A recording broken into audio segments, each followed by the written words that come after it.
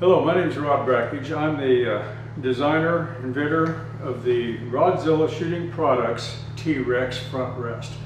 And of course it's a coaxial, and I've got a number of these things out in the field now. People are really liking them, but they keep asking the same question. So it occurs to me I ought to do a video. I've put it all in print, but some people resist reading. So maybe with some videos we can explain a few features and benefits and how to adjust it and get the most out of what you're using. So first of all, it's similar in that it's a joystick operated front rest. And what I've got here is the bridge portion of it. The base and the uprights are pretty straightforward. The bridge is where all the technology is. First of all, with a joystick, any joystick, whether it be a Farley, a SEB, any joystick rest, it's a floating platform for your rifle to sit on.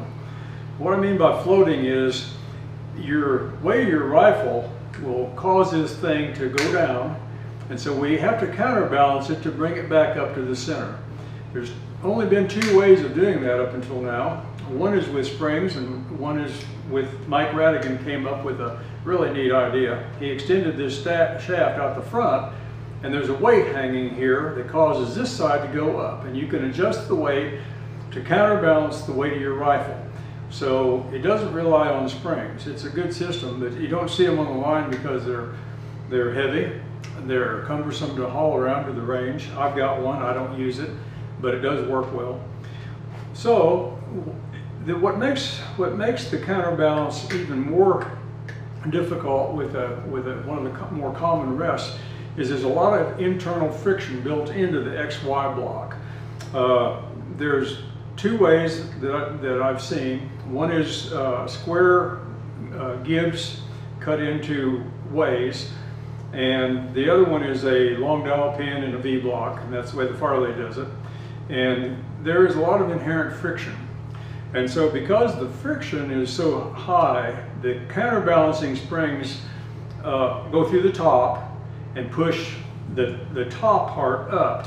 So you've got to strip everything off to get to your counterbalancers. With mine, I actually put them where you can get to them in real time with the rifle on the rest, and I go in from the bottom.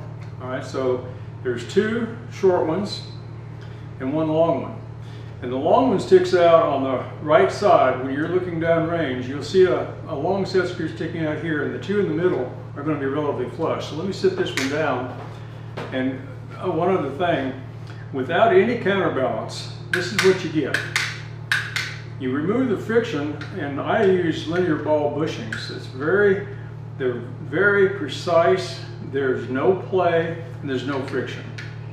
So with no counterbalance, it's just free to flop around. Not practical to shoot that way. So here's one that I've got set up.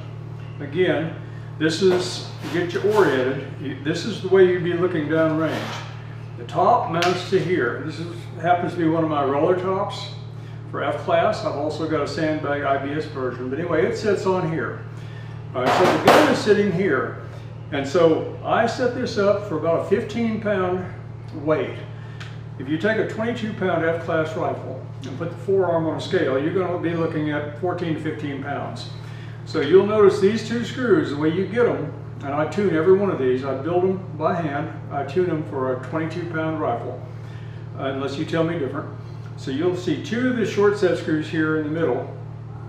They'll be almost flush, and then this one is sticking down. This is your fine adjustment. So these two, where they're set, will counterbalance about 13 pounds.